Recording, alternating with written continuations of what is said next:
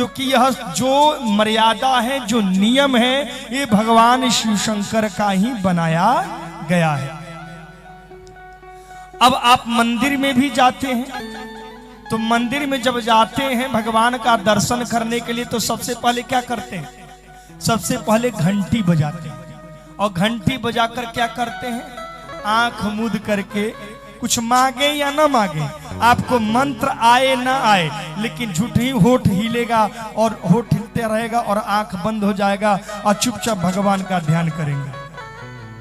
जब ध्यान कर लेंगे तब भगवान से कहेंगे कि हे भगवान, हमारे बेटे की नौकरी लगवा दो, हमारी नौकरी लगवा दो, तो हमारे घर को बनवा दो, तो हमारे घर में ये दुख है, हमारे घर में ये कष्ट है।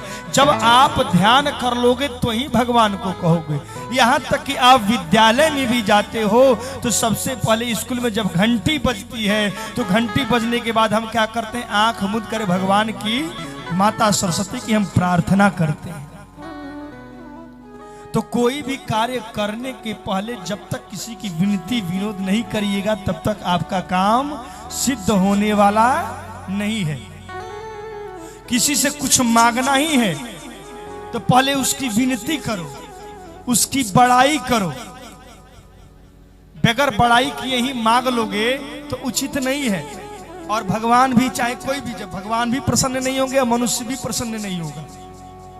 कोई भी व्यक्ति किसी के घर जा रहे हैं, कुछ सामान ही लेना, इसको नहीं चले, तो पहले उसकी बड़ाई कर लीजिए। कैसे हैं, तबीयत ठीक है ना, आजकल क्या हो रहा है, बड़ा आपका नाम है, तो उसकी पहले बड़ाई कर लीजिए। और बड़ाई कर लेने के बाद तब उससे कहिए कि कहते हो तो एक काम के लिए आए हैं, क्या वह हो जाएगा? बोले कि अरे बोलिए बोलिए, आपका काम नहीं होता किसका होगा? तो ज़्यादा कुछ तो नहीं, पर इस समय आवश्यकता है, 20,000 रुपये की आवश्यकता है, मिल जाएगा ना? अरे क्यों नहीं मिल जाएगा? जब उसकी आप बड़ाई करेंगे तो ही मिलेगा। अब अचानक दरवाजे पर आए, सुनिए क्या है, तो 20,000 रुपया तो इधर, ऐसे कोई देगा? कभी नहीं देगा। तो महाराज भगवान शिव शंकर भी राम जी का ध्यान किए। जब राम जी की आज्ञा हो गई कि आप अब कथा सुना सकते हैं, तो मैया पार्वती ने क्या क्या पूछा भगवान से, भोलेनाथ से? अरे पूछे मैया शैला कुमारी कथा कहिए, भोले भंडारी जी।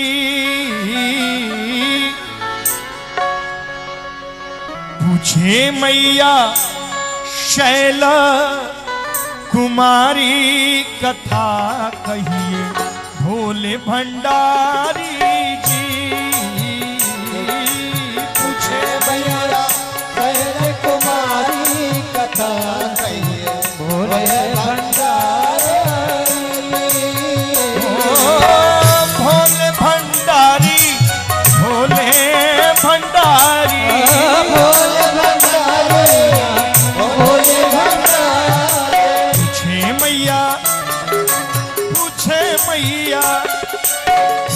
मैया शैला कुमारी कथा कहिए, भोले भंडारी जी।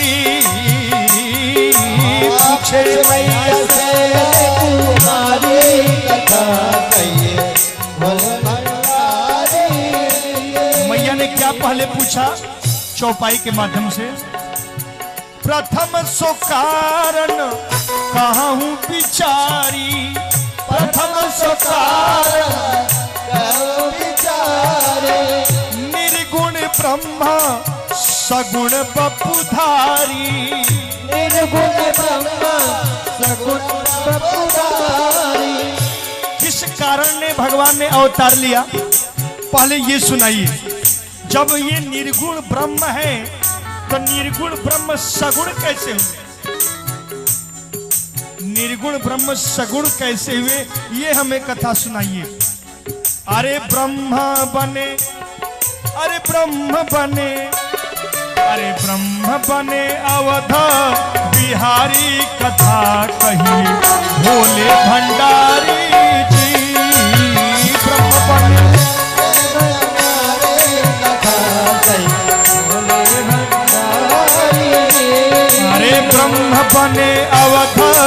बिहारी कथा कही भोले भंडारी जी। ब्रह्म बने अवतार बिहारी कथा कहिए भोले भंडारी जी। अरे कहिए कथा प्रभु राम अवतार की, कहिए कथा राम अवतार की। महाकाल कहिए बाल चरित उदार की, महाकाल कहिए बाल चरित उदार की। कैसे ब्याही कैसे ब्याही कैसे ब्याही जनक दुलारी कथा कही भोले भंडारी जी।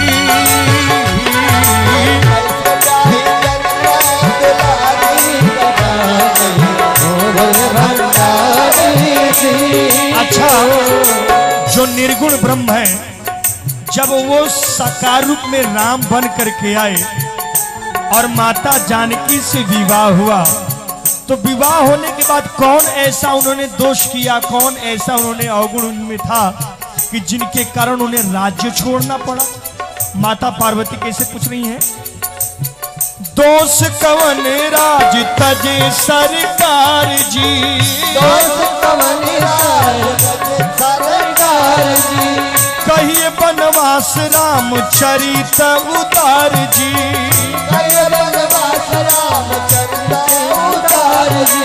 कैसे दिए कैसे दिए कैसे दिए रावण को मारी कथा कही भोले भंडारी जी।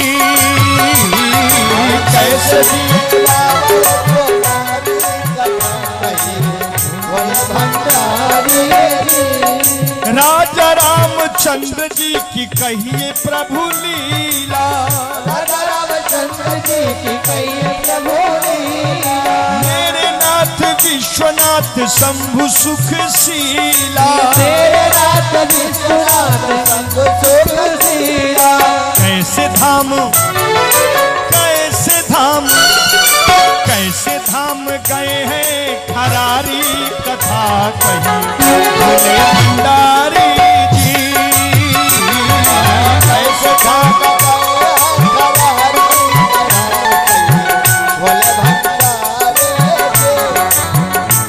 अरे पूछने से छूट गया गौरा से जो भी, पूछने से छूट गया गौरा से जो राखिए न गोपनीय नाथ उसको भी, राखिए न गोपनीय नाथ उसको भी।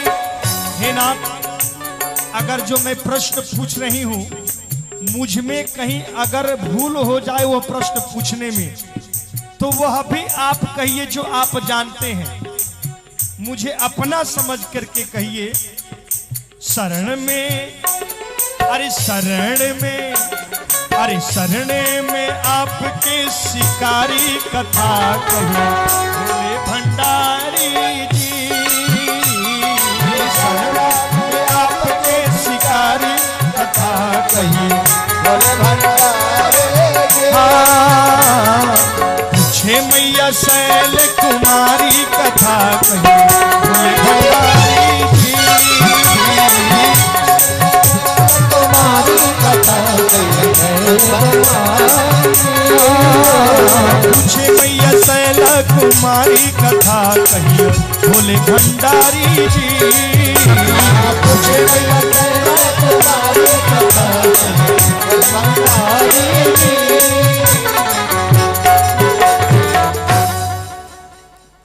मैया ने इतना प्रश्न पूछा,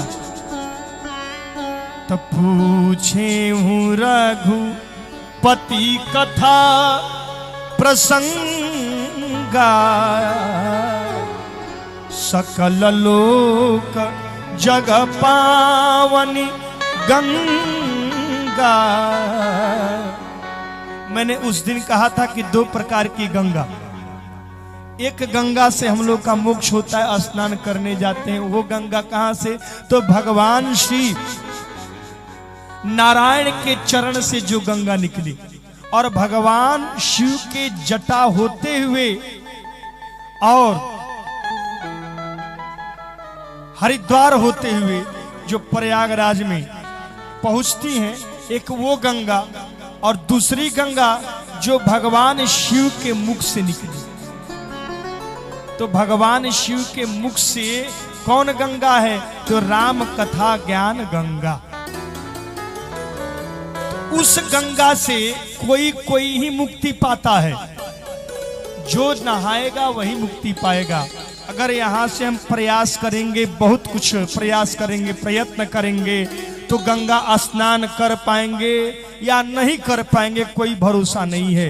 लेकिन यह सकल लोक जग पावनी गंगा, आज के युग में घर घर में ये गंगा बह रही है, क्योंकि यह कलयुग है, कल पुर्जा का युग है, यंत्र का युग है। यंत्र के माध्यम से आप घर घर कथा सुन रहे हैं। ये कोई जरूरी नहीं है कि हमको कथा सुनने के लिए नैमिषारण्य में ही जाना पड़ेगा ना।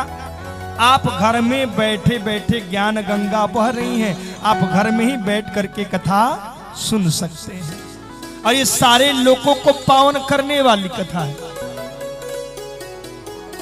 अपने कल्याण के लिए नहीं।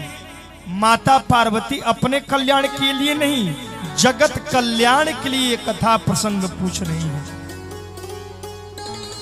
तब भगवान भोलेनाथ बड़ी प्रसन्न हुए कि जिनकी कथा, भगवान श्री राम की कथा सती नहीं सुन पाई थी, आज वहीं पार्वती राम की कथा सुनने के लिए इतने व्याकुल हैं, इतने आतुर हैं। तो भगवान शिव शंकर ने क्या कहा? धन्य धन्य गिरिराज कुमारी, तुम समान नहीं को उपकारी। तुम्हारे समान कोई उपकारी है ही नहीं जो आपने ये प्रश्न पूछा है। अब ये जो प्रश्न पूछियो कि भगवान का अवतार किस लिए हुआ, क्यों हुआ, क्या कारण है, तो राम जन्म के हेतु अनेका, परम विचित्र एक ते का। भगवान के अवतार लेने के लिए बहुत से कारण हैं। और जो आपने पूछा कि जो ब्रह्म निराकार हैं वह साकार कैसे होते हैं, तो बाबा तुलसीदास जी चौपाई के माध्यम से कहते हैं, भगवान शिव शंकर बिनु पद चलई सुनई बिनु काना, कर बिनु करम करई विधि नाना, आनन रहित विषय रस भोगी, बिनु बानी बकता बड़ जोगी। अच्छा, वही निर्गुण ब्रह्म कैसा निर्गुण ब्रह्म है, निराकार ब्रह्म कैसा है। निराकार किसे कहते हैं? निराकार जिसका कोई आकार नहीं। एक अर्थ ये होता है जिसके आकार का कोई नहीं, जिसके आकार का कोई नहीं। और एक निराकार का अर्थ होता है निर यानी जल, जो जल के आकार का हो वही निराकार है। जल का कोई आकार होता है, और उसी नार में, नार अर्थात जल, और जो जल से प्रकट हुआ उसे हम क्या बोलते हैं? नारायण। बिनु पद चलई सुनई बिनु काना, बगैर पग के चलते हैं, उनके पैर नहीं हैं, फिर भी भगवान कैसे चलते हैं? बगैर कान के सुन लेते हैं। अच्छा, शालिग्राम जी को देखा है आपने? शालिग्राम जी, उनका कोई आकार है क्या?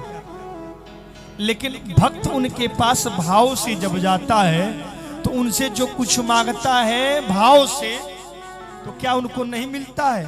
हम लोग शालिग्राम जी की पूजा करते हैं, चाहे हमारे भगवान शिव शंकर नर्मदेश्वर जी एकदम गोलाकार पिंड है, वो उनका कोई आकार नहीं है, लेकिन हम उनसे शून्य आकार में हैं। उनसे हम मांगते हैं तो क्या मिलता है कि नहीं?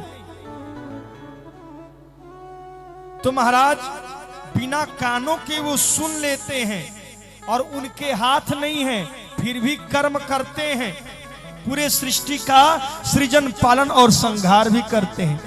एक बार बाबा तुलसीदास जी जगन्नाथपुरी में दर्शन करने के लिए पहुंचे। जब वहां जगन्नाथपुरी के मंदिर में प्रवेश किए गर्भगृह में, तो भगवान जगन्नाथ को देखा। किसको? बलिदाऊ भैया को, भगवान श्री कृष्ण को और श्री कृष्ण की बहन सुभद्रा मैया को। जब देखा तो आश्चर्य में पड़ गए, बोले कि ये तो हमारे भगवान नहीं है, ये लकड़ी की मूर्ति के भगवान हमारे भगवान नहीं है। ये भगवान होते हैं क्या? न हाथ है न पांव है, ऐसे भगवान तो हमारे नहीं। अरे हमारे भगवान तो हाथ में धनुष बाण लिए रहते हैं, ये हमारे भगवान नहीं है। उनका मन खिन्न हो गया, मैं ऐसे भगवान को नहीं मानता।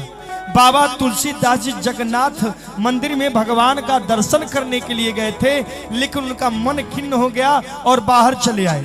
सायंकाल का समय था, रात्रि देवी आने वाली थी। बोले कि इस समय अब तो मैं बाहर जाऊंगा नहीं, इससे अच्छा कि इसी नगर में कहीं मैं टिक जाता हूं, सुबह जब होगा तो मैं चला जाऊंगा। तो बाबा तुलसीदास जी एक पेड़ था, पेड़ के चबूतरे पर जाकर के बैठ गए। भूख लगी थी, बोले कि यहाँ भोजन भी करने की इच्छा नहीं है, मन बड़ा खिन्न हो गया है। ऐसे कोई भगवान होते हैं क्या? जब रात्रि के 10 बजा, उस समय एक छोटा सा बालक आया और बालक चावल भात लेकर के आया, लीजिए भोजन कर लीजिए। बोले कि मैं यहाँ का भोजन नहीं करता, तुम कौन हो? बोले कि मुझे जगन्नाथ भगवान ने भेजा है। बोले वो क्या भोजन भेजेगा? जिसके हाथ ही पैर नहीं है वो भोजन भेज सकता है क्या?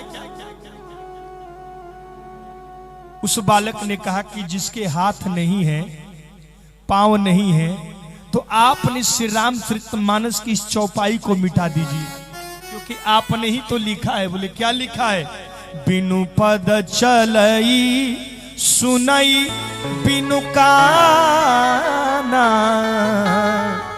अकर बिनु करम करई विधि नाना। इस चौपाई को आपने क्यों लिखा है बताइए?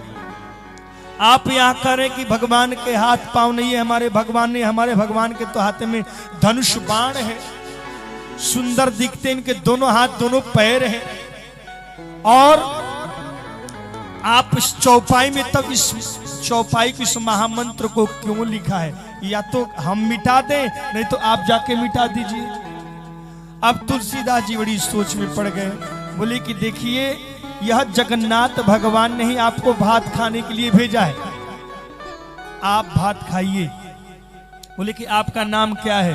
बोले कि मेरा नाम राम है। और यूं कह करके वही जगन्नाथ भगवान जो राम के रूप में आए थे वहां से लुप्त हो। अब तुलसीदास जी को डर के मारे रात भर अब नींद नहीं आई। मैंने तो भगवान के साथ बड़ा छल किया है। प्रातः काल उठे और दौड़े दौड़े जगन्नाथ भगवान के चरणों में जाकर के गिर गए।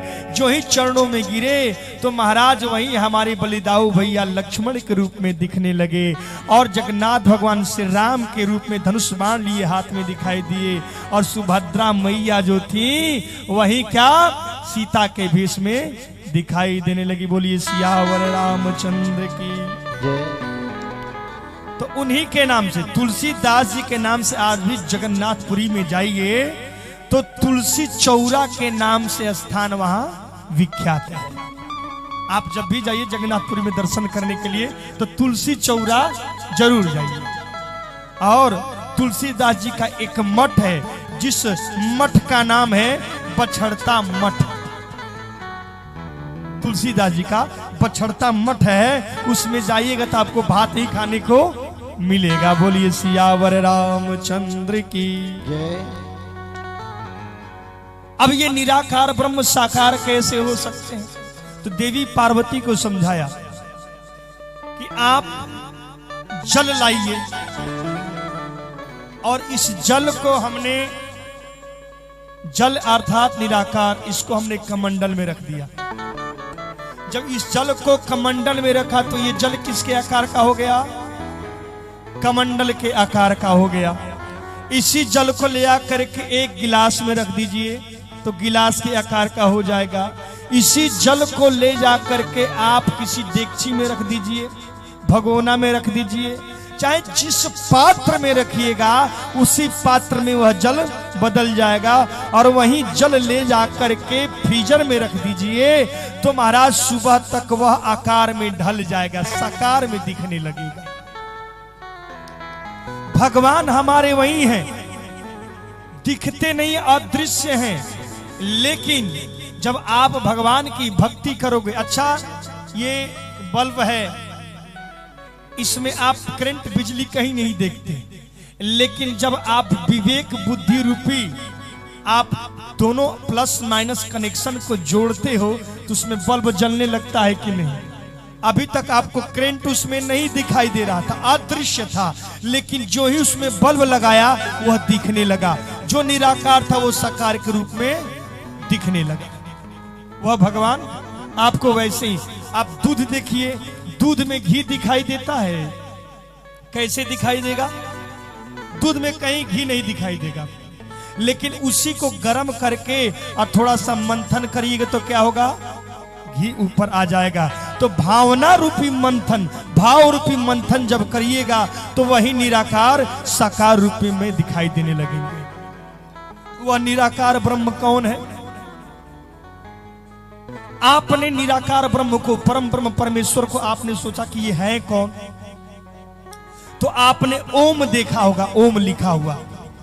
हमारे संस्कृत में चाहे हमारे मंत्र में सबसे पहले ओम मंत्र जब तक नहीं लिखा रहेगा तब तक वह मंत्र पूर्ण नहीं होगा।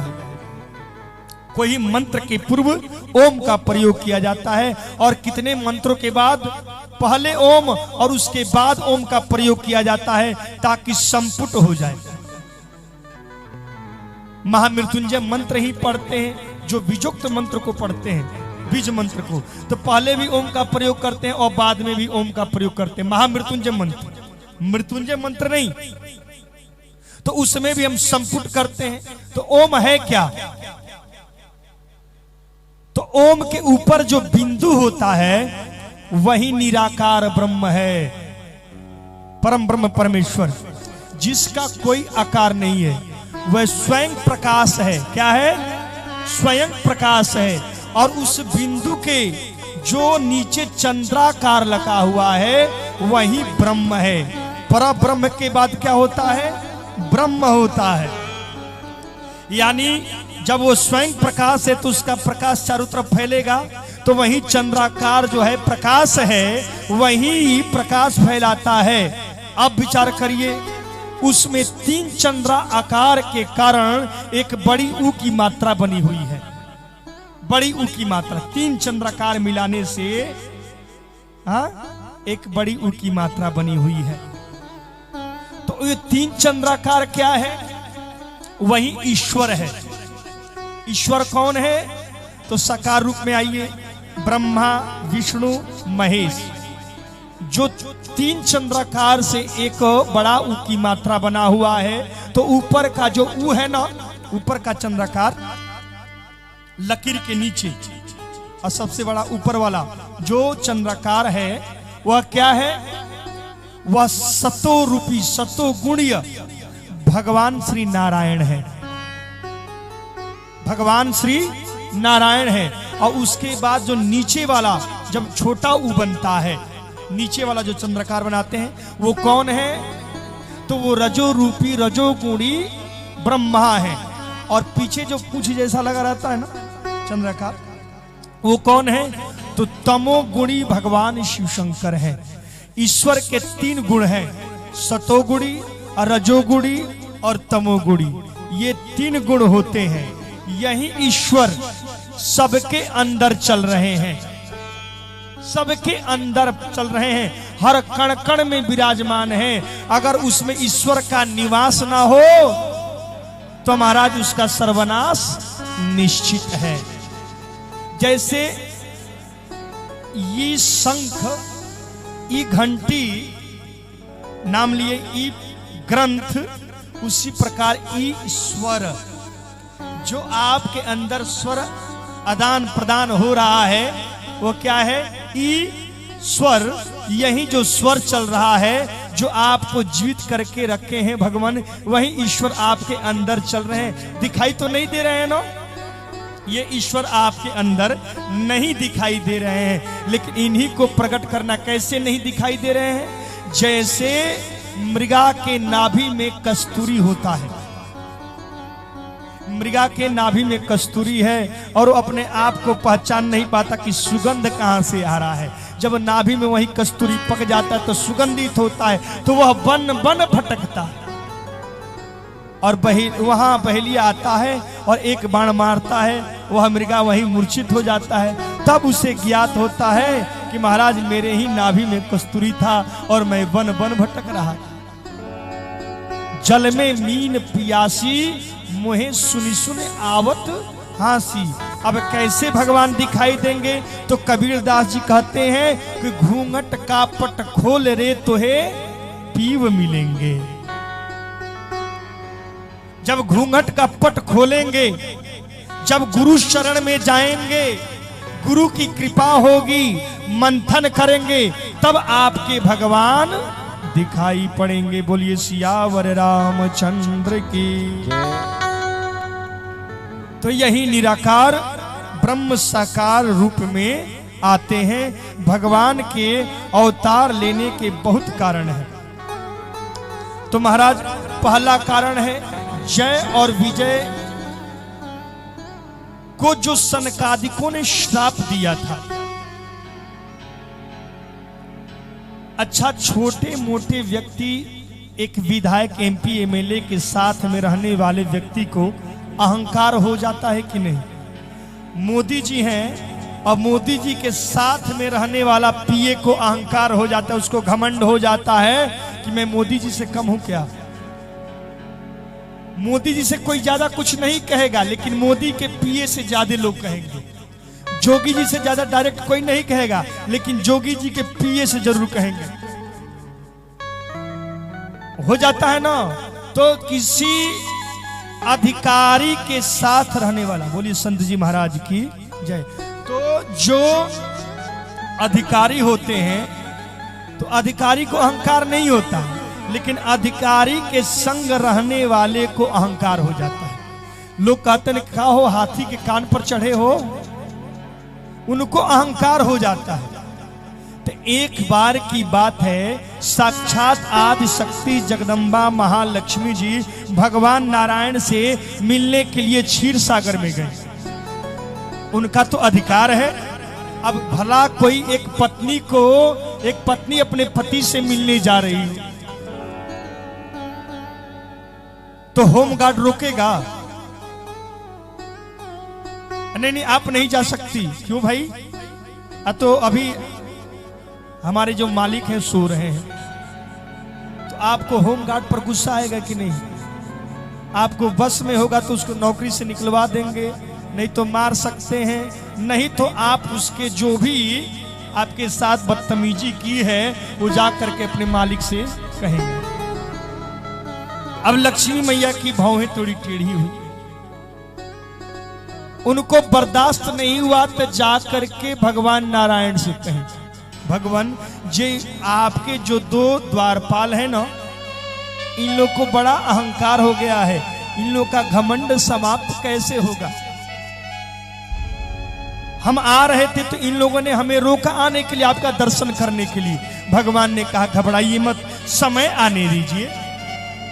कोई भी यज्ञ, कोई भी कार्य बगैर ब्राह्मणों से संपन्न हो ही नहीं सकता। तो एक समय ब्रह्मा जी के जो प्रथम पुत्र हैं सनक, सनंदन, सनातन और सनत कुमार, ये चारों ऋषि देखने में 5 वर्ष के ही हैं, देखने में 5 वर्ष की हैं। लंगोटा है, सोटा है और एक लोटा है, बाकी कुछ नहीं। साधु को 3 चीज की आवश्यकता पड़ती है। क्या हो? एक लोटा, एक लंगोटा और एक सोटा। साधु को दो चीज बड़ी खतरे में डालती है। क्या? एक दासी, एक बाछी। साधु के साथ दासी को रहना अच्छी बात नहीं है। साधु के साथ दासी नहीं रहना चाहिए, और साधु के साथ बछड़ा बछड़ी जो है उनको भी नहीं रखना चाहिए। नहीं तो आप उसको खिलाने पिलाने में लगोगे कि भगवान का भजन करोगे, कहीं जा भी नहीं पाओगे। ये दो फांसी में साधु को डाल देती है। तो साधु को तीन चीज की आवश्यकता होती है, और इसके ज्यादा जो आवश्यकता पड़ती है जो रख रहे हैं आजकल के साधु संत लोग। आजकल के देखिए बड़े बड़े साधुओं के पास कितने लोग से पूछते हैं कि भाई आपके गुरुजी कौन है? अरे हमारे गुरुजी के तो हैं, बुलेट प्रूफ गाड़ी में घूमते हैं, एरोप्लेन से घूमते हैं। आजकल गुरु को वही गुरु लोग के हो रहे हैं जो एरोप्लेन से घूमते हैं देश विदेश, जिनके पास महंगी महंगी कारें हैं, गाड़ियां हैं, और 10-12 जगह उनके आश्रम हैं, खूब सोने का चैन पहने हैं, चांदी के सिंहासन पर महाराज जी बैठते हैं, और 20-50 विदेशी कन्याएं सेवाएं में लगी हुई हैं। वही हमारे महाराज जी हैं, और बेचारा एक साधु जो एक बट वृक्ष के नीचे बैठकर गंगा तट पर, गांव नगर में भी नहीं जाते, और वहां पर बैठ करके कुछ मिल कोई ला कर दे रहा तो प्रसाद पाते। उनके पास 3 ही चीज है, लंगोटा, सोटा और लोटा। तो वो हमारे महाराज जी नहीं है। इनके पास क्या है? ये तो खुद भिखमंगा है। आजकल यह कलयुगी प्रभाव लोगों के मत में कैसा प्रभाव कर गया है कि हमारे गुरुजी बहुत बड़े धनवान हैं।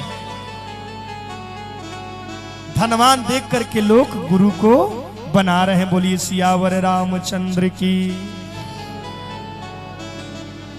तो एक बार सनक सनंदन सनातन सनत कुमार चारों ऋषि भगवान नारायण से मिलने के लिए क्षीर सागर में पहुंचे।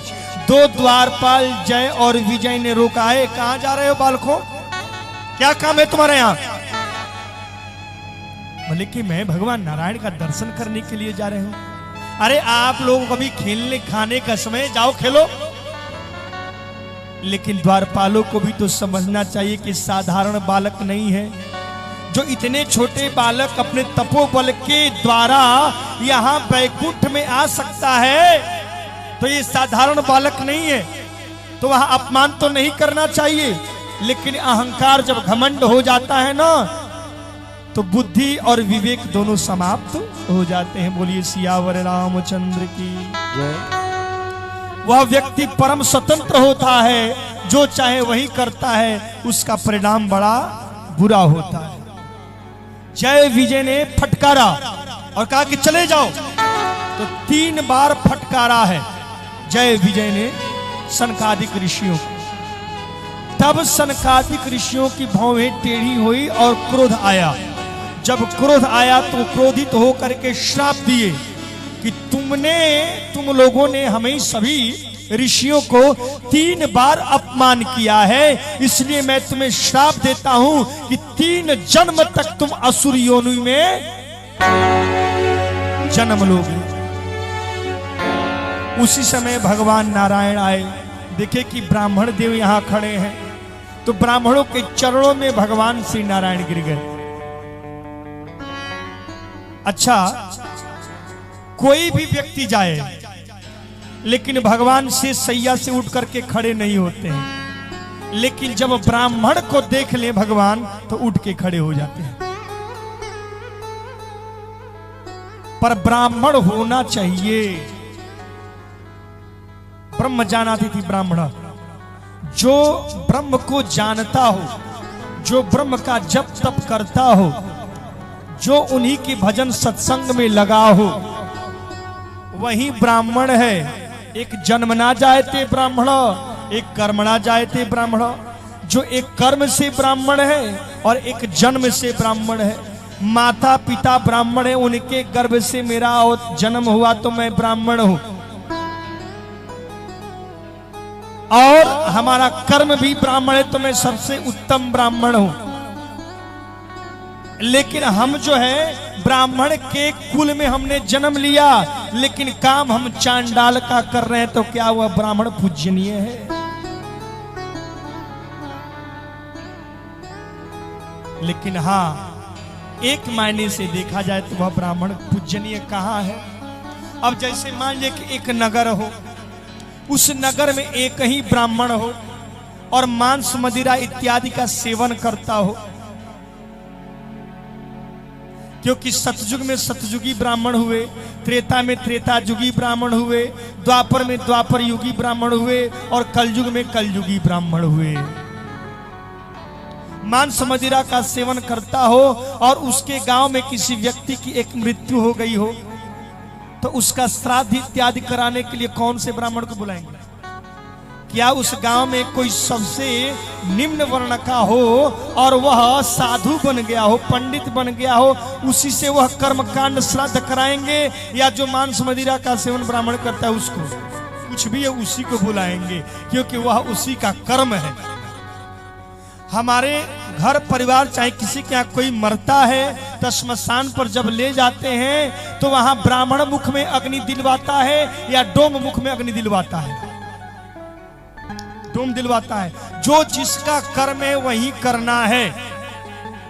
लेकिन इस कलयुग में सब विपरीत हो गया है। ब्राह्मण कर्म छोड़ करके और देखा क्या कि पांडे शू स्टोर, पांडे जी जो है, तिवारी जी जूता बेच रहे हैं, हाँ, और ठाकुर साहब बाबू साहब क्या कर रहे हैं? तो लकड़ी ये जो है, जितना फर्नीचर वगैरह का दुकान है वो खोल के बैठे हैं। सुनार कोई अलग काम कर रहा है, अन्य वर्ण लोग अलग काम कर रहे हैं। लेकिन जो हमारे मनुस्मृति के अनुसार जो कर्म जो करते उसके अनुसार जो है कि वर्ण का विभाजन हुआ, वही कर्म हमको करना चाहिए। इसके विपरीत अगर करते हैं तो समझिए कि घोर कलयुग आ चुका है। ब्राह्मण को क्या करना चाहिए? अपने ब्राह्मणत्व का पालन करना चाहिए, भजन कीर्तन सत्संग करना चाहिए। कि हम यहाँ आए हैं कथा करने के लिए, मान लीजिए कि हम यहाँ कथा करने के लिए आए हैं। अब 9 दिन हमारा मान बड़ा सम्मान हुआ। अक्सर कथा हम करने कहीं जाते हैं, चाहे व्यास जी लोग कथा करने जाते हैं, तो जो उनके प्रेमी अपने घर बुला के ले, महाराज जी थोड़ा हमारे यहाँ चलिए, थोड़ा दर्शन दीजिए, थोड़ा अपना चरण रख दीजिए। अब हमने सोचा कि बड़ा मान, यहाँ मर्यादा हमारी है, सम्मान है, क्यों ना यहाँ एक दुकान लेकर के बैठ जाए। अब आए थे हम 9 दिन कथा करने के लिए और हमने क्या किया, एक शॉप खोल करके बैठ गए, बिजनेस खोल करके बैठ गए। तो क्या हमारा कम से हम अपने कर्म से विलग हुए कि नहीं? फिर क्या हम ब्राह्मण हुए? क्या हो गए? हम बनिया हो गए। बोलिए सियावर रामचंद्र की जय। तो ये चारों ऋषि गए और श्राप दिए, जिसके कारण ये 3 जन्म तक राक्षस योनि में गए। पहला जन्म हिरण्याक्ष और हिरण्यकश्यपु। हिरण्याक्ष का वध भगवान श्री वाराह ने किया, हिरण्यकश्यपु का वध भगवान श्री नरसिंह अवतार ने किया।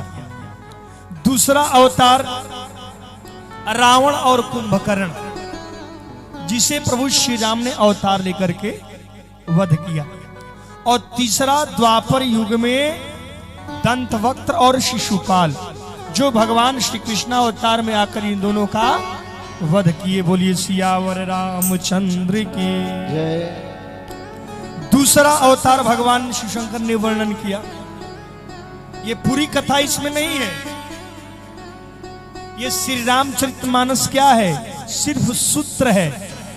एक चौपाइयों पर पूरी कथा कह सकते हैं आप, पूरे वेद शास्त्र पुराण की कथा कह सकते हैं। यहाँ सिर्फ इंगित मात्र बताया गया है, इशारा किया गया है। दूसरा कारण क्या है भगवान के अवतार लेने की? तो दूसरा कारण है कि एक सागर, जो सागर है समुद्र के मन से एक असुर का जन्म हुआ। वो कौन थे असुर? जिसका नाम था जलंधर। जो जल के अंदर से, जल की धारा से निकला, उसका क्या नाम था? जलंधर। वह जलंधर बहुत वीर बलवान था। शुक्राचार्य ने उन्हें सारी विद्याओं को दे दिया। जब वो बलवान हुआ तो वृंदा नाम की कन्या से उनका विवाह हुआ। वह वृंदा बहुत तपस्विनी थी, पतिव्रता थी। देखिए अगर अपने पति की आयु को लंबी आप चाहती हैं तो पतिव्रत धर्म का पालन करना होगा। पति निरोगी रहे तो पति की सेवा करो। भगवान का आपने एक छाया चित्र देखा होगा, कौन सा? साक्षात लक्ष्मी मैया अपने भगवान नारायण के चरण को दबाती है। शेष सैया पर भगवान नारायण शयन करते हैं। इसका कभी आप लोग तो पूजा करते हैं, लेकिन कभी इसका अर्थ समझे हैं कि इसका अर्थ क्या होता है? इसका अर्थ यह होता है, महालक्ष्मी जी उस छाया चित्र के, उस फोटो के जरिए सभी सृष्टि के नारियों को यह ज्ञान देना चाहती हैं कि जो अभी भी नहीं होती है और जिनको आवश्यकता कि हमारे घर में दरिद्रता देवी निवास करें, तो कभी पति की सेवा मत करिए। ताड़ुका बन करके घर में बैठे रहिए, कैक्सी बन के घर में बैठे रहिए, पूतना घर में बन करके बैठे रहिए और पति को ताड़ते रहिए। यहाँ इस पत्नी के एक बात पर तुलसीदास जी सुधर गए। तुलसीदास जी एक में आए कि पंडित जी की कथा अच्छी है या नहीं है, तो आप YouTube में सर्च कर सकते हैं भक्ति भारत चैनल, और उसमें इस कथा को आराम से सुन सकते हैं। अग्रिम कथाओं को सुन सकते हैं, पहले की भी कथाओं को सुन सकते हैं। तो उस भक्ति भारत चैनल के माध्यम से भी वो कथा सुन सकते हैं। भक्त हम उन जजमान जी के यहाँ गए थे, तो हमने सुबह क्या देखा कि पति देवता वहां गए हैं उनके रूम में, और धीरे से दरवाजा खुला हुआ है, आधा दरवाजा खुला हुआ है। हम गए ब्रश करने के लिए, तो हमने देखा जहां ब्रश करने का स्थान है उसमें दर्पण लगा हुआ था। वो दर्पण के सहारे मैंने पीछे देखा तो जो उनकी श्रीमती हैं, पति देवता सोए हुए हैं नीचे और लात से मार रही हैं, लात से मार रही है। हमको बड़ा कष्ट हुआ। और 2 घंटे के बाद दोनों स्नान करके आए हमारे रूम में और पैर छुआ। हमने कहा कि देवी जी हमारा पैर आप मत छूइए। बोले क्यों महाराज, ऐसा क्यों बोले, कुछ गलती हो गई क्या? हम कहे कि गलती हो या ना हो, हम आपके यहाँ घर का अन्न भी ग्रहण नहीं करेंगे। बोले क्यों, क्या कुछ हुआ क्या? हमारे यहाँ तो लहसुन प्याज तो बनता नहीं है। हम कह बने या ना बने, लेकिन आप पवित्र स्त्री नहीं हैं, आप तो महाराज ताड़ुका से भी बढ़ करके हैं। बोले कैसे? तो हमने सुबह देखा कि आप अपने पति देवता को लात से मार रही थी और कह रही कि महाराज जी हमारे घर में बड़ा दुख है, कष्ट है, बड़ी परेशानियां हैं, ये निवारण कर दीजिए, कोई पूजा पाठ करा दीजिए। तो एक दिन पहले मैंने उनको बताया था, क्या बताया था कि जब अमावस्या आए तो अमावस्या में श्री सूक्त का पाठ करवाइए, कमलगट्टे और गुड़ और घी से श्रीफल, जो श्रीफल होता है ना बिल्व का, लकड़ी पर हवन करवाइए 108 पाठ करवा करके, तो आपके घर में धीरे धीरे लक्ष्मी का निवास होने लगेगा। लेकिन जब ये मैंने देखा तो हम कहने कि कितना भी पूजा कर लीजिए, आपके घर में लक्ष्मी जी देवी कभी नहीं आ सकती, आपके घर में दलिद्रा देवी का ही निवास रहेगा। तो आप लक्ष्मी घर में चाहती है कि दलिद्रा देवी को?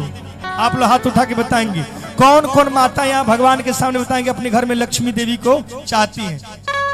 जो आधा हाथ उठाएंगे वो आधा धनी बनना चाहते हैं, जो पूरा हाथ उठाएंगे पूरा धनी बनना चाहते हैं। हाँ, सब लोग धनी बनना चाहते हैं। तो क्या करना है आप लोगों को जी? पति देवता के चरण को दबाएंगे कि नहीं आप लोग? चरण दबाने की बात छोड़ दीजिए, चरण धो के पीजिए। कारवा चौथ के दिन खाली उसी दिन बाप रे भगवान दिखते हैं चंद्रमा देवता से सुंदर, और उसके बाद अग्नि देवता के समान दिखने लगते हैं। उसके बाद तो कोई काम ही मतलब नहीं है। बढ़िया साड़ी खरीदवा लीजिए, बढ़िया हार बनवा लीजिए, बढ़िया श्रृंगार खरीदवा लीजिए, क्योंकि कारवा चौथ है। और उसके बाद जब बीत गया ना, उसी दिन तक आप थे और हम थे, उसके बाद तो सीताराम। बोलिए श्री वृंदावन बिहारी लाल की जय। तो जो नारी को, जो पत्नी को घर में लक्ष्मी जी को लाना है, अपने पति की सेवा करे, चरण दबाए, उनकी आज्ञा का पालन करे। अब ये नहीं कि पति रावण जैसा हो, रावण जैसा बुरा भोजन करता हो, मदिरा पान करता हो, गलत मार्ग पर चलता हो, तो उसकी सेवा करने के लिए नहीं बता रहा, उससे दूर ही रहिए।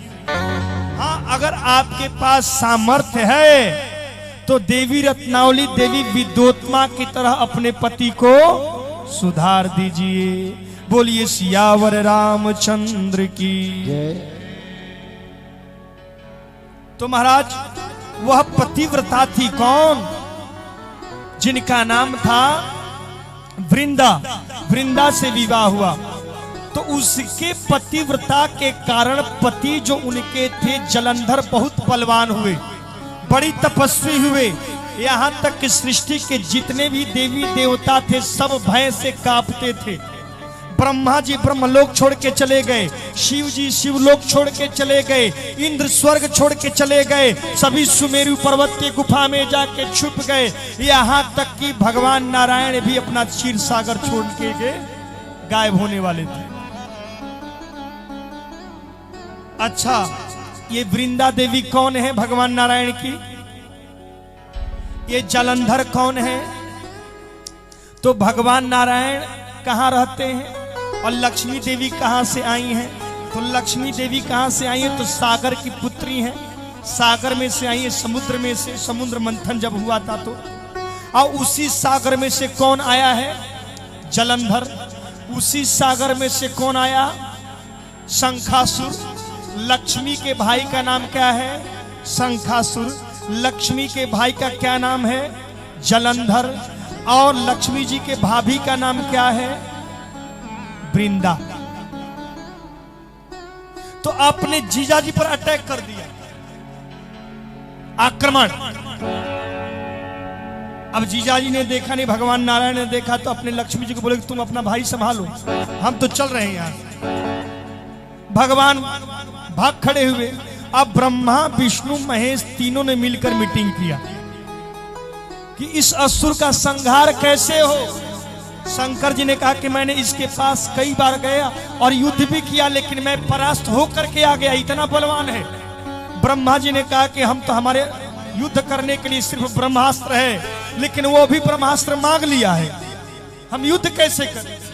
तो ब्रह्मा जी डर के मारे कांप रहे थे।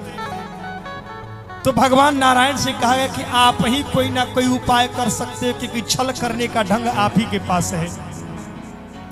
भगवान ने कहा कि एक काम करिए, आप इधर युद्ध करिएगा। शंकर जी भोलेनाथ से कि आप इधर युद्ध करिएगा, ललकारिएगा जाकर के, और मैं अपनी यहां लीला रचाऊंगा।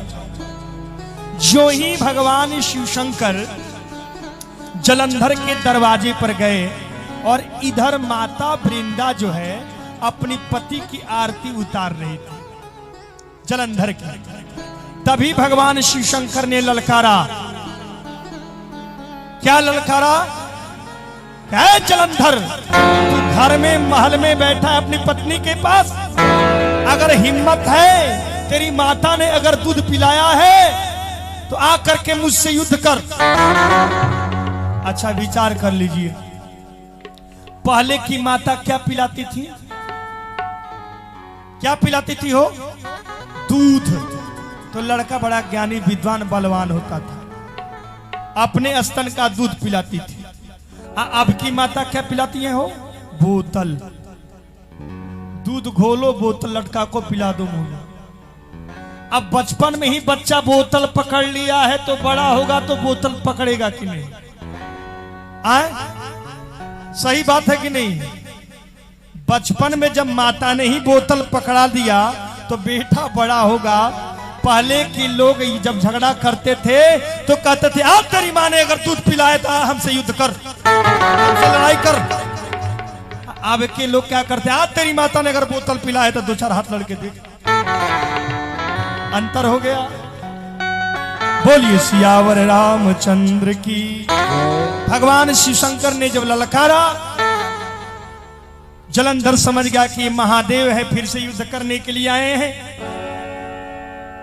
सती वृंदा ने कहा कि स्वामी हमें तो आज दाल में कुछ काला ही लग रहा है, आज आप युद्ध करने मत जाइए, क्योंकि हमें भय लग रहा है। जलंधर ने कहा कुछ भी हो, लेकिन मैंने हाथ में चूड़ियां नहीं पहनी है। मैं इस सागर का पुत्र हूं, मैं युद्ध करने के लिए अवश्य जाऊंगा। और क्या तुम्हारी कोई तपस्या में खोट है क्या? वृंदा ने कहा कि स्वामी मेरे तपस्या में कोई खोट नहीं है, मेरे सतीत्व में कोई खोट नहीं है। तो जलंधर ने कहा कि बस मुझे युद्ध करने के लिए जाना है। जलंधर युद्ध करने के लिए चल पड़ा। भगवान शिव शंकर इधर अपने मोह माया के जाल में यहां युद्ध कर रहे हैं, और इधर भगवान मायापति भगवान विष्णु जी जलंधर का भेष धारण कर लिया। इसका भेष धारण किया, जलंधर का भेष धारण करके, और माता वृंदा के पास चले गए। जब वृंदा ने पूछा कि स्वामी आप युद्ध करके आ गए बड़ी जल्दी, बोले कह रहे वो भगेड़ा महादेव भग गया, हम तो तुमसे मिलने के लिए आए, हम बहुत व्याकुल हैं, आज तुम्हारे साथ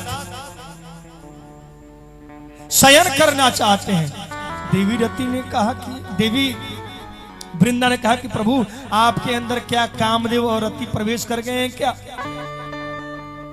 अभी आप युद्ध करने के लिए लाए थे, अभी जो है कि शयन करने की इच्छा जता रहे हैं। बोले कुछ नहीं देवी, हमें तो आपके साथ शयन करना है। और जो ही देवी वृंदा को भगवान नारायण रूपी जलंधर ने स्पर्श किया, इधर सतीत्व भंग हुआ और उधर जलंधर का सर कट करके और वृंदा के गोद में आकर के गिर पड़ा। जब देवी वृंदा ने देखा कि मेरे स्वामी जलंधर का सर कट करके मेरे गोद में गिरा हुआ है, तो रोने लगी। और साक्षात सामने जो दूसरे जलंधर को देखा, नकली जलंधर को, तो देख करके आवेश में क्रोधित हो गई।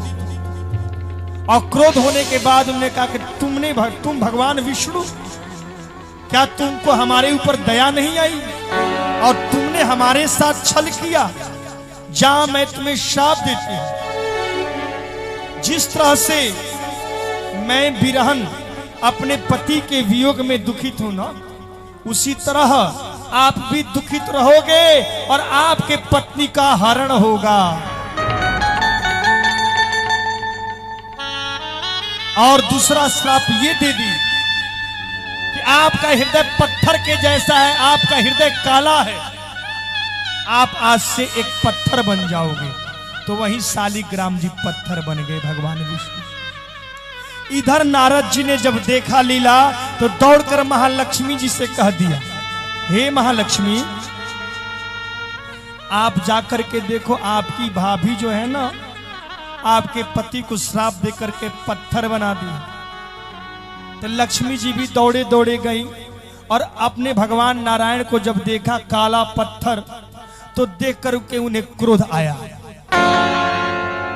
क्रोध आया और क्रोध आने के कारण उन्हें श्राप दे दिया कि अगर तूने हमारे पति को पत्थर बना दिया है, तो मैं श्राप देती कि तू लकड़ी बन जा।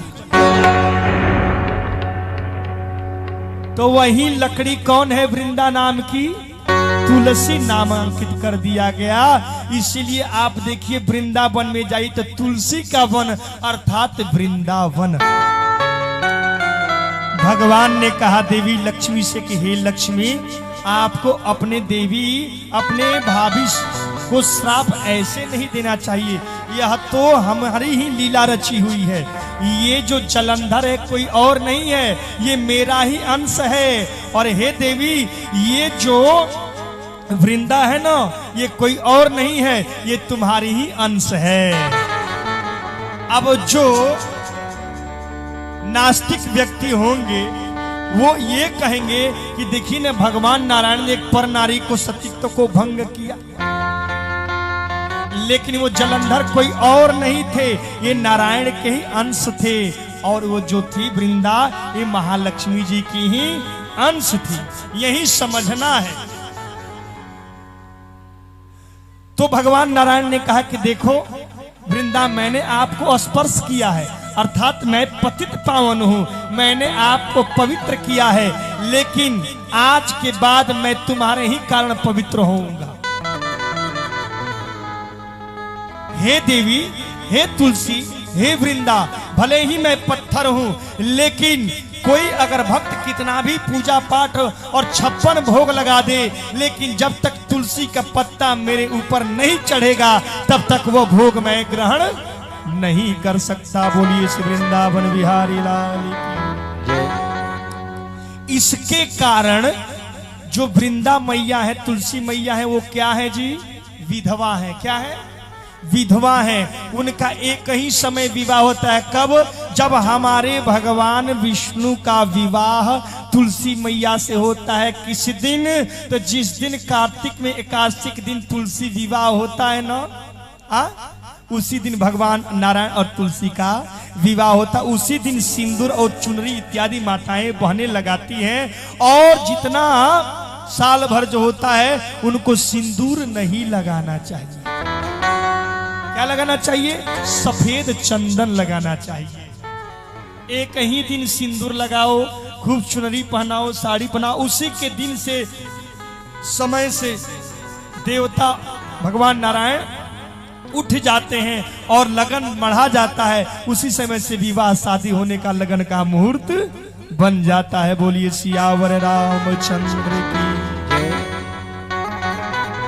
तो इसी कारण, दूसरे श्राप के कारण भगवान नारायण यानी प्रभु श्री राम का अवतार होता है, और वहीं राम की पत्नी सीता का हरण होता है। ये श्राप की बात है। और तीसरा श्राप किसने दिया? तो नारद जी ने श्राप दिया। जब इस बात को कहा भगवान ने, महादेव ने, तो हमारी पार्वती मैया आश्चर्य में पड़ गई कि भगवान ने श्राप दिया। भगवान को श्राप हमारे नारद बाबा ने, हमारे गुरु ने कैसे दिया? तो महाराज गिरिजा चकित भई सुनुबानी, कारण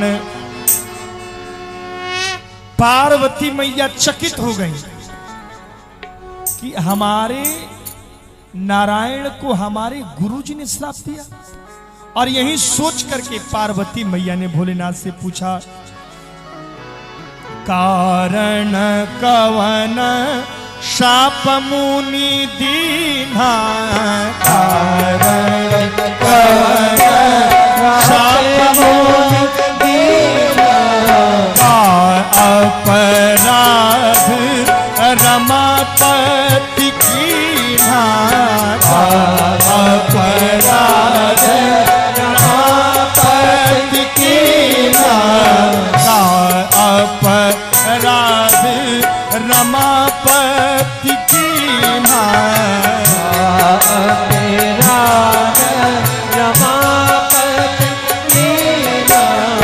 गिरिजा चकित भई सुनु बानी, गिरिजा चकित भई सुनु बानी, नारद विष्णु भगत पुनि ज्ञानी, नारद विष्णु भगत पुनि ज्ञानी, नारद विष्णु भगत पुनि ज्ञानी, नारद विष्णु भगत पुनि ज्ञानी। माता पार्वती चकित में आ गया, आश्चर्यचकित हुई। क्यों हुई?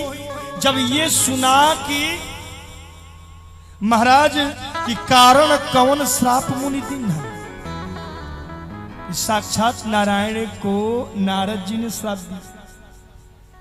अब इस बात को सुनकर के मैया चकित हो गई। तो देखिए माता पार्वती को अपने गुरु के प्रति आस्था, गुरु के प्रति आस्था क्या है? गुरु के प्रति दृढ़ विश्वास है। माता पार्वती के इस लीला से, इस प्रश्न से यह ज्ञात होना चाहिए कि स्वयं माता पार्वती अपने गुरु पर कितना विश्वास करती हैं। दोष किसे देती हैं? तो यहां लिखा है, कारण कौन श्राप मुनि दीन, कीन्हा। अरे वो तो विष्णु के भक्त हैं, महाज्ञानी हैं मेरे गुरुजी। और किस कारण श्राप दिया? का अपराध रमापति कीन्हा। अपने गुरुजी को दोषारोपण नहीं कर रहे हैं। किनको दोषारोपित कर रही हैं? का अपराध रमापति कीन्हा। लक्ष्मीपति ने कौन सा अपराध किया जिसके कारण हमारे गुरुजी ने श्राप दिया? भगवान भोलेनाथ ने कहा कि धन्य है गिरिजा, तुम धन्य है जो अपने गुरु के प्रति इतना अटूट विश्वास, अटल विश्वास और श्रद्धा रखी हो। इस सभी जीवों को मानो कि ज्ञान दे रही हो कि अपने गुरु के प्रति आस्था, विश्वास, श्रद्धा रखना चाहिए। भले भगवान में, भले गुरु में गलती हो, लेकिन गुरु को कभी गलती नहीं समझना चाहिए, क्योंकि गुरु शरीर नहीं होता है। गुरुर् ब्रह्मा गुरुर् विष्णु गुरुर्देव महेश्वर गुरुर् साक्षात परब्रह्म तस्मै श्री गुरुवे नमः। साक्षात गुरु गोविंद ने भी कहा है कि गुरु गोविंद दो खड़े काको लागो पाए, बलिहारी गुरु आपने गोविंदियो बताए। गुरु गोविंद जी ने यही कहा है कि अगर साक्षात गोविंद हो और गुरु हो तो सबसे पहले किसको प्रणाम करें? नारायण यानी कृष्ण को, गोविंद को, या अपने गुरु जी को? कितने लोग हैं जब दरवाजे पर गुरु जी जाते हैं तो गुरु जी पर ध्यान नहीं देते हैं, भगवान की पूजन कर, अच्छा गुरु जी बैठिए मैं आ रही हूं, चाहे आ रहा हूं, अभी पूजन कर रहे हैं। जब पूजा उजा कर लेंगे तब गुरु जी के पास जाएंगे और गुरु जी के समकक्ष बैठेंगे, एकदम बराबरी में, सम अवस्था में बैठते हैं। जहां गुरुजी बैठे हो गुरुजी के सम अवस्था पर नहीं बैठना चाहिए, क्योंकि साक्षात अगर सामने आपके भगवान नारायण श्री कृष्ण, हमारे राम भगवान भोलेनाथ हनुमान जी आ जाएं तो क्या उनके सामने कुर्सी लगा करके बैठ सकते हैं? और जहां इनसे भी बड़े भगवान हमारे गुरु हैं तो उनके सामने कुर्सी लगा के बैठ सकते हैं? लेकिन आजकल के युग में लोग गुरुजी को क्या समझते हैं? रिश्तेदार। गुरुजी मने रिश्तेदार, पहुनाई करने आए हैं गुरुजी। दो यादव जी थे, दो यादव जी, हाँ? कलयुगी में आज तक हम लोग जाते हैं अपने चेलाओं को कान फूकने के लिए, मंत्र देने के लिए हम लोग जाते हैं, क्योंकि हम लोग की चेलवाई बहुत है। तो एक गुरुजी थे, जो कि ये बाबा जो बैठे हैं ना, ये मजीरा बजा रहे हैं, हाँ हाँ, जो अभी अभी बाल रंगवा के बैठे हैं, हाँ, ये बाबा की तरह एक गुरुजी थे। तो अपने चेला के यहाँ गए, और यहाँ पर भाई कोई यादव जी नहीं रहे, भाई यादव जी होंगे तो बुरा मत मानिएगा, हम यहाँ के यादव जी को नहीं बोल रहे हैं, हम तो बिहार के यादव जी को बोल रहे हैं, उधर गोपालगंज के लालू यादव क्षेत्र के। हाँ, बोलिए सियावर रामचंद्र की जय। गुरु जी गए और उनके दो चेला थे, दोनों को दीक्षा दिया, मंत्र दिया, और मंत्र दे करके चेला के यहाँ गुरुजी 2-4 दिन रहे और फिर अपने घर चले आए। जो गुरुजी को 1 साल में चेला जी के यहाँ घूम जाना चाहिए, और आजकल लोग ऐसे गुरु को बना रहे हैं कि कोई बहुत पहले मंत्र दिया जाता था गोपनीय, ऊपर से चादर उड़ा करके गुरुजी कहते थे ये मंत्र किसी को बताना मत, तुम्हारी कौन सी मंत्र लेने की इच्छा है, कौन सा पालन करोगे, तब उसके अनुसार गुरुजी मंत्र देते थे। तो गुरु करो जान कर, पानी पियो छान कर, कन्यादान करो पहचान कर, ये 3 अवस्था दिमाग में हरदम बनी रहनी चाहिए। पानी बगैर छाने नहीं पीना चाहिए, नहीं तो उसी में रात को सोए हुए हैं और सोते समय प्यास लगी है, लाइट बुझा दिए हैं और अब पानी नीचे गिलास रखे पीने के लिए गए, तब तक पता चला कि उसमें छिपकली ने अपना काम कर दिया है, उसको पी लिया आपने। कन खजूरा जो कान में घुस जाता है, इतना 100 पैर होते हैं उसके, पानी में कहीं जाके घुस गया, उसको पी लिया आपने। पी लिया तो क्या होगा?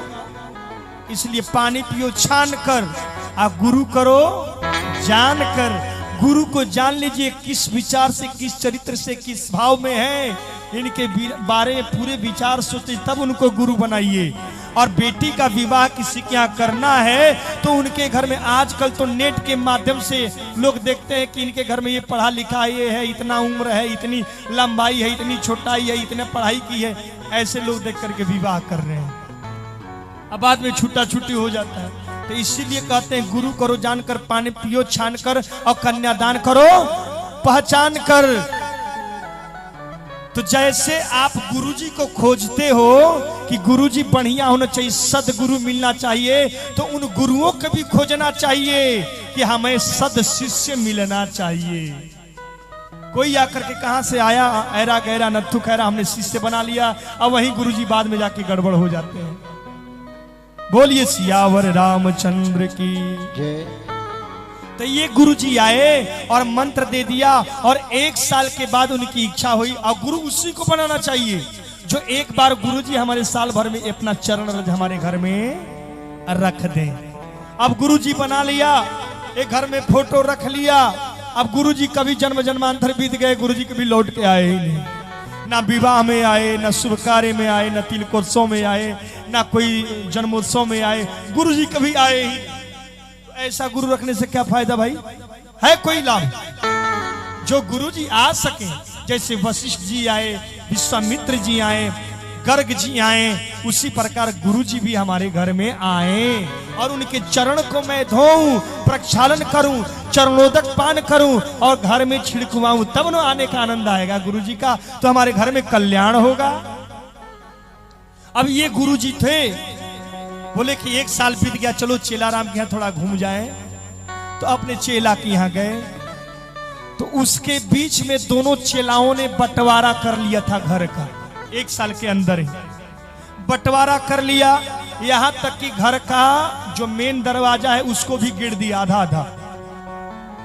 ये चौकी बेलना, रोटी बेलने वाला होता है ना, उसको भी काट काट के बंटवारा कर लिया।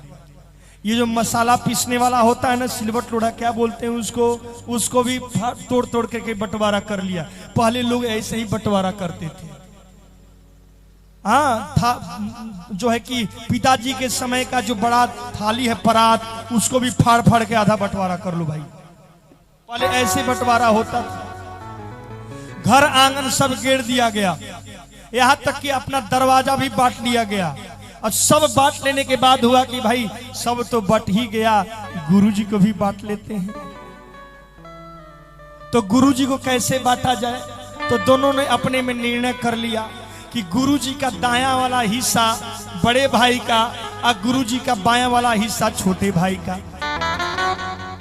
संजोग से गुरुजी आ गए, दोनों चेला कुर्सी लगा के बैठे थे।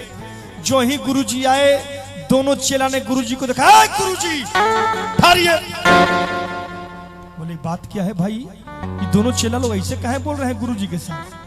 बोले कि ठहरिए, आप वहीं रहिए। हमारा जो भाव है, आपका जो दाहिना वाला पैर है ना, हमारे जमीन में पड़ना चाहिए। तो छोटे ने कहा, कहाँ गुरुजी, आपका बाएं वाला पैर है, हमारे जमीन में पड़ना चाहिए। अब गुरुजी कैसे आ रहे हैं देख लीजिए। आप कल्पना करिए कि एक पैर इधर एक पैर इधर। अब गुरुजी चल रहे होंगे तो कैसे, वो सोचिए कि लगता है कि हॉस्पिटल से ऑपरेशन करवा के आए हैं। अब गुरुजी कैसे चल रहे हैं, धीरे धीरे। अब आए हैं गुरुजी धीरे धीरे सामने। जब आए तो गुरुजी को देख करके, ठहरिए गुरुजी, हमारे आसन पर बैठना है। तो घर से एक चेला चारपाई लेकर के आया, दूसरा चेला भी चारपाई लेकर के आया। अब गुरुजी एक है, कैसे बैठेंगे गुरुजी? एक इधर चरपाई, एक इधर चरपाई। अब गुरुजी ने सोचा कि राम राम, हम तो फंस गए धर्म संकट में, किस पर बैठ? तो गुरुजी ने क्या किया, दोनों चरपाई सटा दिया। अब गुरुजी चरपाई पर ना बैठ करके, खटिया पर ना बैठ कर, खटिया के पटिया पर बैठ गए गुरुजी। अब उसी पे बैठे गुरुजी। तब हुआ कि गुरुजी आपके चरण थोड़ा धो लिया जाए। तो दोनों लोग अपने अपने घर से कठौती लेकर के आए और गुरुजी के लगे चरण धोने। गुरुजी का चरण धो रहे हैं अपने अपने घर। भाई दायां बायां पैर धो लिया गया। उसके बाद हुआ, गुरुजी थोड़ा भोजन कर लीजिए। तो गुरुजी जब भोजन करने के लिए बैठे तो खबरदार गुरुजी, ये दाहिना वाला हाथ हमारा है, बाएं वाला हाथ उनका है। अब 2 थाली आ गया गुरुजी के सामने। अब इस हाथ से भी खा रहे हैं गुरुजी, इस हाथ से भी खा रहे हैं। अब गप्पा गप दोनों हाथ से गुरुजी खाए जा रहे हैं। और जब गुरुजी भर पेट खा लिए, बोले कि राम राम, ऐसा चेला से पहली बार पाला पड़ा है। अब गुरुजी भोजन किए, थक गए थे, नींद आ गई, तो दोनों खटिया के पटिया पर गुरुजी सो गए। जब सो गए तो दोनों चेला पैर दबाने के लिए आए। दोनों पैर दबाने के लिए आए, बोले गुरुजी जी करता कि आपके चरण को हम दबा ले। हाँ हाँ दबा लो, बड़ी अच्छी बात है। अब गुरुजी के चरण दबाने लगे। गुरुजी की नींद आ गई तो दाहिना पैर गुरुजी का बाएं वाला पैर में टकरा गया। छोटे वाले ने कहा कि देखो भाई, जब बंटवारा हो गया है तो तुम्हारा दाहिना पैर गुरुजी का हमारे गुरुजी के बाएं चरण में टकराया, अगर दोबारा टकराएगा तो सोच लीजिए अच्छा नहीं होगा। फिर जो है कि पैर दबा रहे थे, तब तक फिर दोबारा टकरा गया। अब इस छोटे वाले से रहा नहीं गया, बोले कि तुम्हारे गुरुजी की पैर की इतनी हिम्मत कि हमारे गुरुजी की पैर में टकराए, तो एक मुक्का उठा करके जो ही मारा एक धड़ाम से। अब गुरुजी पैर लेकर के लगे चिल्लाने, राम राम राम राम, कहां से चेला कि यहाँ आ गए, ये हमारे पैर में क्यों मार रहे हो भाई, तो हमारे गुरुजी के चरण में क्यों टकराया। जब इसने सुना कि हमारे गुरुजी के पैर में एक मुक्का मारा है, तो वह दौड़े दौड़े आया और जिससे धोबी लोग नहीं कपड़ा धोते हैं उतना मोटा लकड़ी लेकर के आया, गुरुजी के दूसरे चरण पर धड़ाम से। अब गुरुजी लगे चिल्लाने, रे राम छोड़ दो भाई, हमको जाने दो। बोला कि तुम्हारी इतनी हिम्मत कि हमारे गुरुजी के चरण को तुमने मुंगड़े से मारा है। वह दौड़े दौड़े गया तो महाराज जो दादाजी के समय का काला भैंस का काला लाठी था वह लेकर के आया, गुरुजी के दूसरे चरण पर जमा दिया। अब गुरुजी का तो पैर अब समझ ली कि सीताराम होने ही वाला। अब लगे गुरुजी चिल्लाने, भाई छोड़ दो छोड़ दो। तो एक ने कहा कि तुम्हारे गुरुजी के चरण पर तूने मारा है ना, अब मैं नहीं छोड़ूंगा। तो दौड़े दौड़े गया और घर के दरवाजे के कोने में एक बहुत बड़ा कुल्हाड़ी रखा था। जो ही लेकर के दौड़ा, गुरुजी ने कहा, रे राम अब हम कभी नहीं आएंगे। गुरुजी महाराज आए थे 60 की स्पीड से और 180 की स्पीड से घर भागे कि महाराज फिर दोबारा इस चेला के यहाँ कभी नहीं आएंगे। बोलिए सियावर रामचंद्र की। ऐसे ऐसे आजकल के चेला भी हैं, ऐसे ऐसे गुरु भी हैं। तो जैसा गुरु ऐसा चेला, नरक में हुवम ठेलम ठेला। तो ऐसे गुरु से भी दूर रहे, ऐसे चेला से भी दूर रहे। तो महाराज यहाँ स्वयं पार्वती मैया कहते कि का अपराध रमापति कीन्हा, कौन सा अपराध जो है कि भगवान ने किया जिसके कारण हमारे भगवान हमारे गुरु नारद ने श्राप दिया। तब हमारे भोलेनाथ ने कहा, हिमगिरी गुहा एक अति पावन, हिमगिरी गुहा एक अति पावन, बह समीप सुर सरी सुहावन,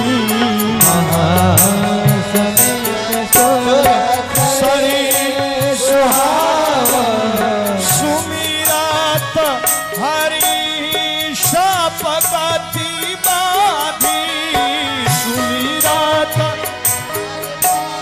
शपगति बाधी, सहज विमल मन लागी समाधि, सहज विमल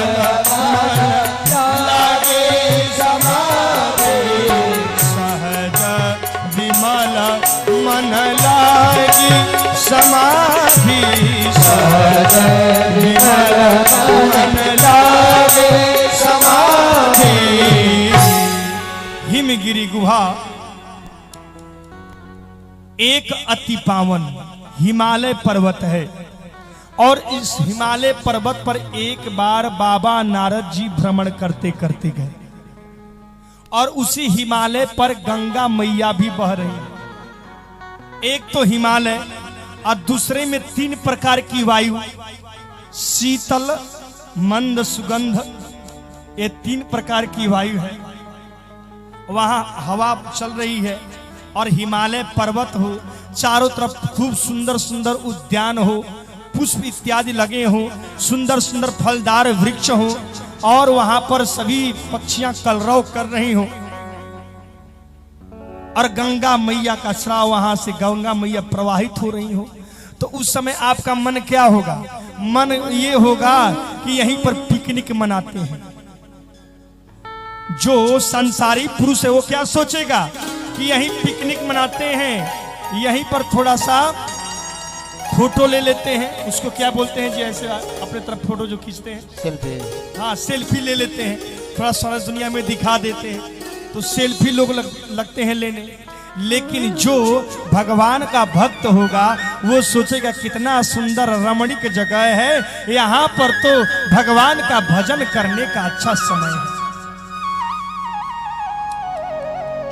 तो भगवान का भजन करने के लिए वहां पर हमारे भगवान नारद जी वहां पर बैठ गए आसन लगा करके। तो आसन जब लगाए तो यहां पर हमारे बाबा तुलसीदास जी लिखते हैं, सुमीरी हरहि श्राप गति बाधी। भगवान नारायण का ध्यान किया और श्राप के गति को बांध दिया। नारद जी को श्राप था, किसका श्राप था? तो प्रजापति दक्ष का, कि आप कहीं भी 2 घड़ी से ज्यादा, 1 घड़ी से ज्यादा ठहर ही नहीं सकते।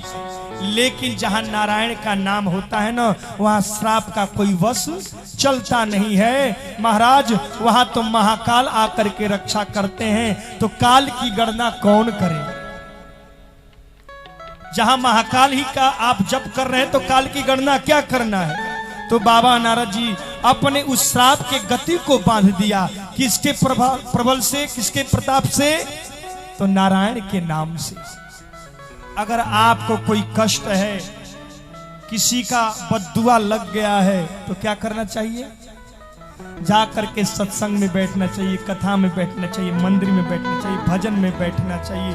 हे भगवान, मुझसे बहुत भारी गलती हो गई है और जिसके कारण एक व्यक्ति ने मुझे श्राप दिया, बद्दुआ दिया, यह बद्दुआ न लगे प्रभु, आप कृपा करके, आप तो कृपालु हैं, दीनानाथ हैं, इस श्राप को मिटा दीजिए। तो भगवान के भजन में जब बैठिएगा तो उस समय आपको श्राप कुछ बिगाड़, वो बद्दुआ कुछ बिगाड़ नहीं सकेगा। बोलिए सियावर रामचंद्र की।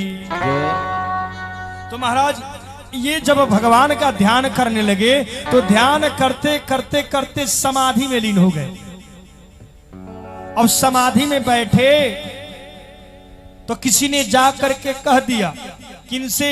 तो महाराज इंद्र से, स्वर्ग के राजा, कि महाराज वो जो बाबा नारद हैं जो आपके दरबार में कभी कभी आते हैं ना, वो वीणा, वो करतल लेकर के नारायण नारायण जपते। बोले हाँ, तो वो तो समाधि में लीन है, तपस्या कर रहे हैं। बोले तपस्या कर रहे हैं, क्यों? तो हमको तो यही लगता है कि आपके स्वर्ग पर वो राजा बनने के लिए तपस्या कर रहे हैं।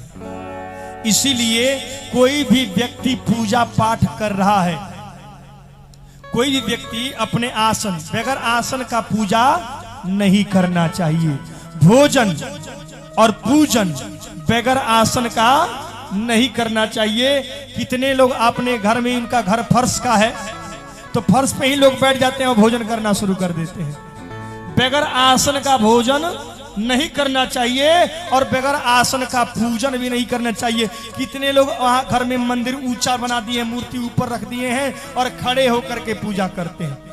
उस पूजा से कोई फल मिलने वाला बिल्कुल नहीं है भैया। अगर ऐसा होता तो भगवान जी का ये जो मूर्ति है क्यों नहीं ऊपर रख दिया गया, नीचे क्यों रखा है? क्योंकि यहाँ इसका मतलब ये हुआ कि नीचे आसन लगा करके तब पूजन करो। तो आसन लगा के पूजन करना चाहिए। और जब पूजन कर लीजिए तो पूजनों उपरांत आसन के नीचे थोड़ा सा जल गिराकर इस अनामिका अंगुली से स्पर्श करके क्या कहना चाहिए? ओम इंद्राय नमः, ओम शाकराय नमः। इसका पूजा का जितना फल है आपको प्राप्त होगा। नहीं तो आसन पर से जो ही उठेंगे उस पूजा का फल कौन ले लेंगे? इंद्र देवता।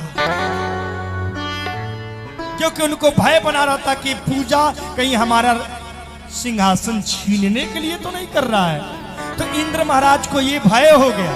तो जब भय हो गया तो क्या किया जाए? तो क्या किया जाए, तो कामदेव को भेजा जाए। कामदेव इनके तपस्या को भंग कर सकते हैं, तो कामदेव को भेजा गया।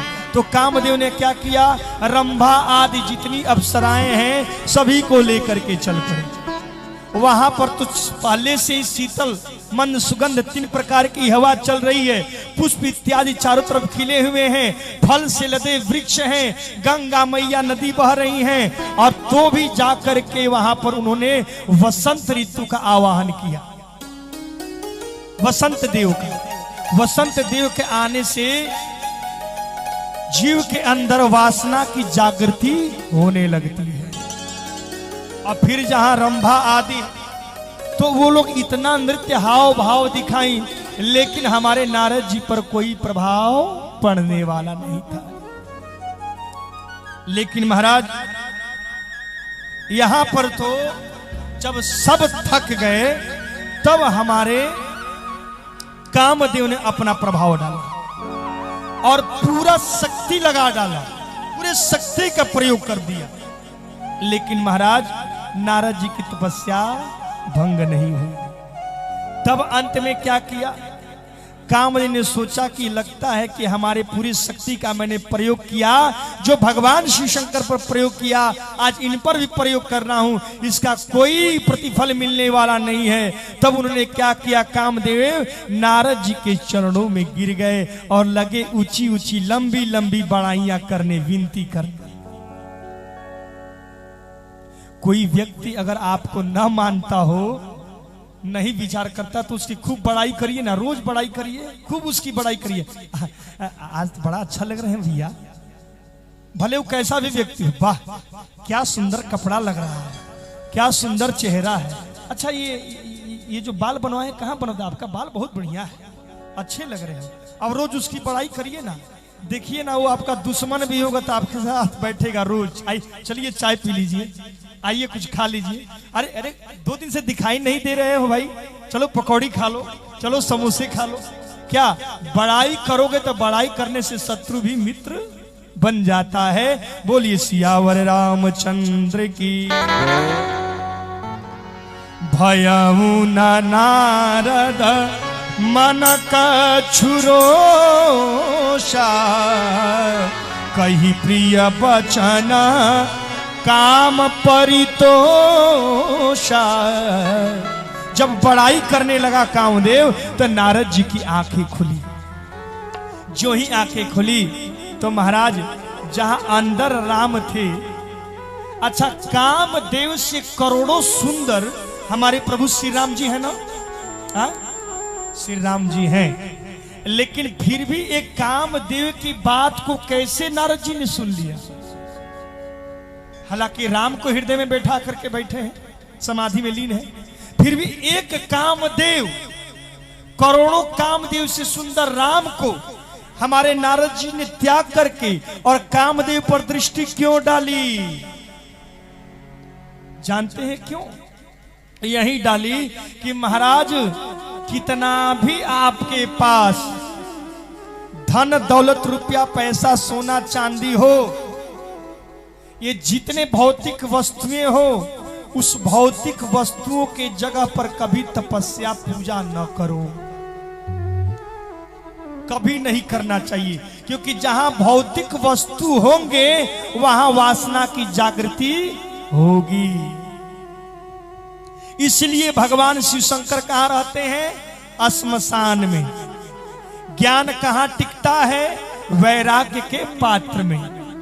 ज्ञान कभी वासना के पात्र में नहीं टिक सकता, और वासना के जितने साधन हैं वो भौतिक वस्तु है।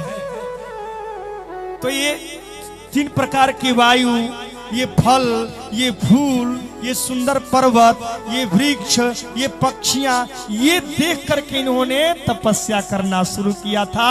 और वहां जब तपस्या करोगे तो महाराज घर में जब पूजा पाठ करोगे, जहां भौतिक वस्तु हो, और वहां पर किसी स्त्री के पायल छन छन की आवाज कान में सुनाई दे, तो भगवान राम के ध्यान लगेगा कि पायल की छनछनाहट सुनाई देगी।